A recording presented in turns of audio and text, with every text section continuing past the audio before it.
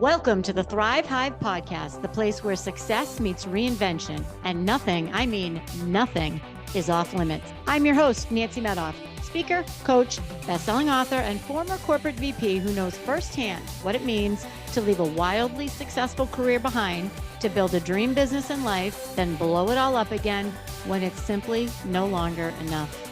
This show is for the positive disruptor. The woman who's already done the big job, built the business, raised the kids, and still knows in her heart she is meant for more. Here, we don't wait for permission to feel free. We talk about reinvention, aligned ambition, managing our energy, boundaries, and the power of surrounding yourself with the right women. This is not a networking group. It's not a therapy session. This is a space for elevated, honest conversations about business, life, and what it really means to thrive. So if you're ready to stop carrying it alone, ready to connect with women who get you, and ready to design what's next with clarity and confidence, come on in. This is your space. This is your time. Welcome to the Hive. All right, Thrivesters, I can't believe I'm doing this. This is a moment of truth, I have to tell you. You might be hearing that my voice is very sexy right now, only it is not sexy. I have been sick for 2 weeks. I don't think I've ever felt this bad. I mean, I'm obviously feeling better, but had no voice for 2 weeks. So I could not record last week's podcast because I didn't have a voice.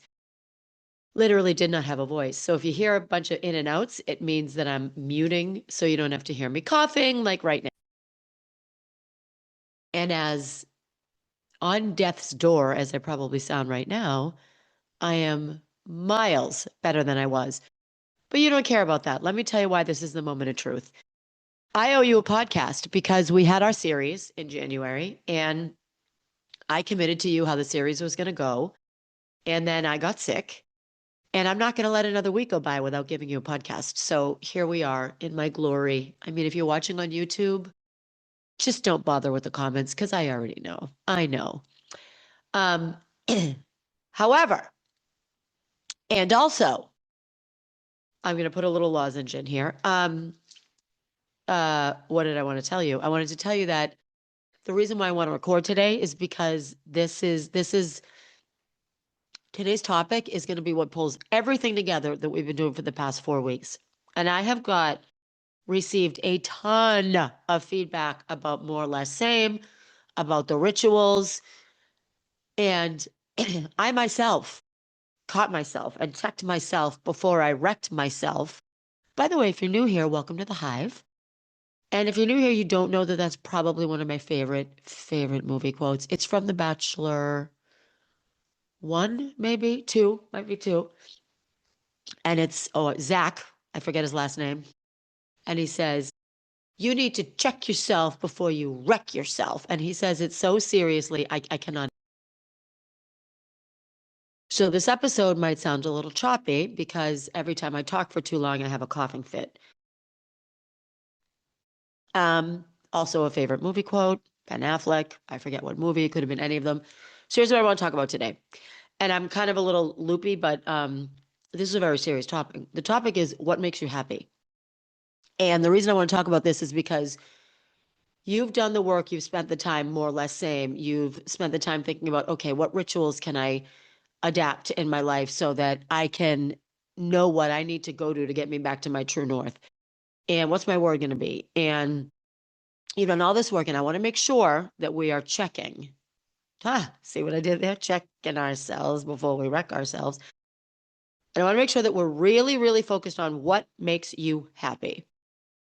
And I want to tell you why this was an epiphany for me. So sometime before the new year, I was scrolling through Instagram, and I may have already told you. I came across an innocuous post, and it was what makes you happy, whatever. I thought about it, and I said, well, that's easy. Hearing Danny laugh makes me happy, and when Danny's happy, I'm happy. And I'm like, wait a minute, girl. Not who makes you happy. What makes you happy? And I asked one of my closest friends this question. I said, you're not going to believe what happened. I was going through Instagram, and I had to stop. I'm like, okay, well, what makes me happy? Not who, all right? Not your family, not your children, not your partner, not your parents, not your dog or cat. Let's go with dog. What makes you happy? And I would suggest lovingly that if that answer comes too easily or comes very quickly, I want you to really think about it, because we are conditioned through life. And I'm not saying that there's a big conspiracy theory. I'm just saying life. We're conditioned, if we have this, we will be happy. This makes us happy. We change and we morph. When I was younger, other things made me happy. When I first met my partner, other things made me happy. When I was in my 30s, we talked about the ugly 30s last week, a couple weeks ago. Certain things made me happy. So many of us, many of you listening, and I know this because you have told me this, many of you are at the stage in your life where you get to decide. You get to make a lot of decisions right now. You don't have to work as much for preservation, or you don't have to work to live. You don't have to work to live. You can do what you want to do. You can do what makes you happy. Some of you are about to retire. Some of you, your kids are all off in college now. Some of you, let's say, you're not at that stage of your life yet, and you are so woke and so ready and so focused on thriving that you're going to do it 20 years before the rest of us did it. Good for you. I love that. The question is, what makes you happy? And I would suggest, again, like I said, that if the answer comes too quickly, perhaps you're going to a default. Maybe not. Maybe you're totally woke and you know without a doubt what makes you happy. I thought I was. I'm like, oh, that's easy. Hearing Danny laugh makes me happy. Not who, what. And when I thought about it, I had to really think about it for a few days. When I thought about it, I realized that every New Year's, I had the same resolution for decades. And that was to slow down. Every year. Finally, I gave up on it. I'm like, okay, clearly I'm not wired this way. So I'm getting some kind of payoff by not slowing down. And we're going to come back to that in a second. I'm actually going to write it down so I remember to come back to it. So for years, why did I keep having the same resolution? I'm talking 20s, 30s, 40s, every year. And like I said, until finally I gave up. So I said, okay, so what's the opposite of slowing down? The opposite of slowing down is being frenetic and running around all over the place and, chaos. And I thought about it and I said, okay, I think I know. What makes me happy is when there is peace in my home. PEACE, in my home. When I was single, what made me happy was there was peace in my home. Since I've been married, what makes me happy is when there's peace in my home. Now, I'm not talking, we're sitting around with sunflowers in our hair, lighting candles and singing songs. Talking about there's peace. People are good. There could be a house full of people. There's peace. People are good. People are happy. People are healthy. People are getting along. And I started thinking about it and I thought about, okay, well, why is this so important to you? Because I can't just take it and say, well, this is important, because I have to drill deeper. It's who I am. It's who you are. And I know it's who you are, because you wouldn't be here if it wasn't who you are. So I thought about, why is it so important to me that there's peace in my house? And I realized that growing up, 4 kids in my house, 4 loud children in my house. My house was chaos at all times. Fun chaos, happy chaos, controlled chaos, somebody might suggest. But it was a lively, big, always people coming in and out, always food on the table, always somebody getting hurt, always somebody, I don't know, inviting someone over, always somebody tattling on the other one, always. And I knew when we bought this last house, we bought a house that has a few bedrooms, that I wanted to fill this house, and I wanted to fill this house with laughter and people and good times and chaos, right? I knew that. That's who I am. It's what I want. It's why I bought a house that has more bedrooms than I probably will ever need, because I want people to come over. I want there to be fun. I host huge parties. You all know this. So Where's the disconnect? How can somebody who only wants peace in the home also want a house full of people? You can have both. My point is, I want the chaos on my terms, and I want the people on my terms. And when they're not there, of course I want peace. And when they are there, I want peace. So nothing makes me happier. So I had a little Friendsgiving get together. And it was a little fundraiser. And I saw people, and it was, well, first of all, it was a fundraiser, and the people I was raising funds for, they catered it. So I really didn't have to do that much besides clean the house and, invite the people. So there wasn't a lot of chaos beforehand. Usually there is. It's who's going to the store, who's getting this, who's making what, blah, blah. So it's great. And I remember I looked around at one point, and people who didn't know each other were having great conversations with each other. I saw people exchanging phone numbers. I saw people who are sometimes at odds with each other sitting down and talking. I had people there who I never in a million years would have expected would show up. But I wanted them there and I invited them and they came. And, I'm like, oh, well, we're not that good of friends. I don't know if they're going to come. And they came and they had a great time. And it was this wonderful event with no pressure and just people having a nice time and getting to know each other. And to me, that was peaceful. Now that's ironic. I think there was over 45 people in my house. And it was loud and there was a lot of people and there was a lot of chaos, but it was peaceful. I want peace in my home. And again, I go back to where and how I grew up. There wasn't a lot of peace in the home.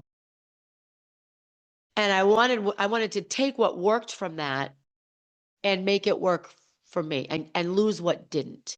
So to me, that's peace in the home. And if you're an OG, I'm going to link this here. I don't know if you'll remember, you might. I had Brenda Johnston come on. She's a subconscious mindset coach. She's an energy coach. She's amazing. And I had her on the podcast and then I wanted her back again. She said, listen, I'm not coming back on your podcast unless you do a session with me because you can't understand what I do unless you do it yourself. That was a whole other hilarious situation.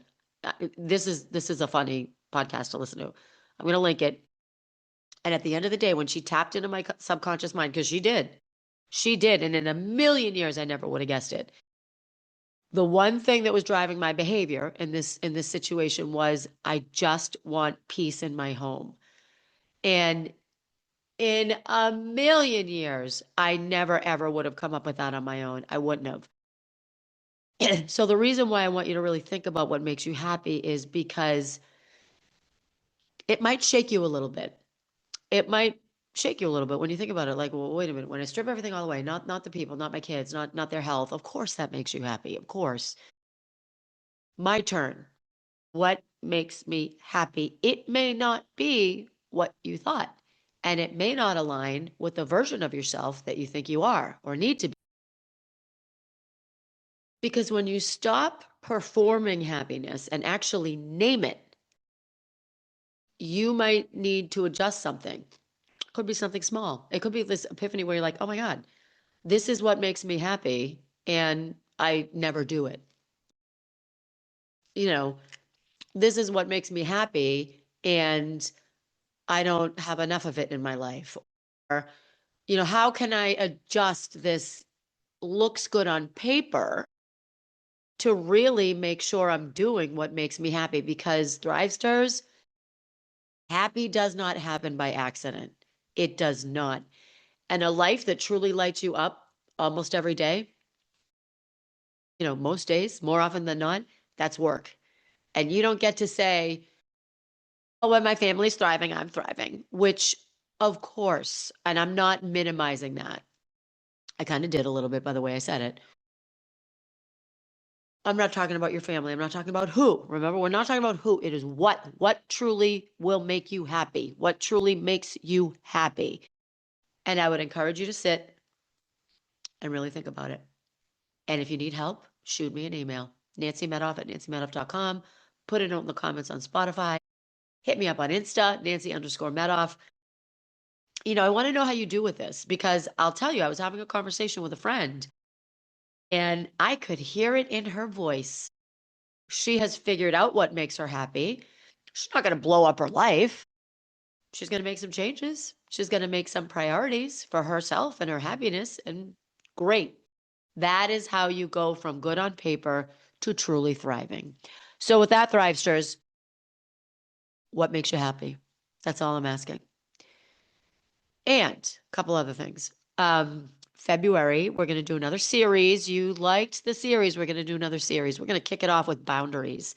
I'll tell you why I waited till February. Everybody's talking about boundaries right now. Boundaries changed my life. I did not know they were a thing. They are. And I'm going to remind you or teach you how to set them and forget them and move on. There is no, so February is Valentine's Day. I want to do podcasts related to love. And when I say love, I mean your network, your hive, your family, yourself. And there is no other more powerful form of self-love, in my opinion, than setting a boundary or a bindery, whatever you want to call it. Clear and kind, and then honoring that boundary. So that's coming up. I think that's coming up next week. Until then, Thrivesters, hopefully you're going to hear some great outro music right now. I was able to find all my professional intros and outros. Very happy about that.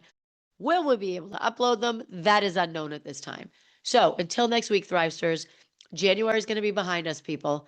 We are moving forward. This is it. We are focusing on what makes us happy. We are creating boundaries around that happiness. We are creating rituals around that happiness. And we are going to be different people. Say it with me. Until then, peace out, Thrivesters. That's a wrap, Podsters. Thank you for tuning in to this week's Thrive Hive podcast. Hopefully, after listening today, you're feeling a little more fired up, a little inspired, or maybe a little more like yourself and like the person that you know you're meant to be. And if you loved today's episode, take a screenshot, share it on Instagram, tag me. I love to see where and when our Thrive Hive is growing. And if you're thinking about someone who you think should really listen to this episode, send it her way, because we all deserve to go out and live that life we work so hard to build. Now, go thrive like you mean it.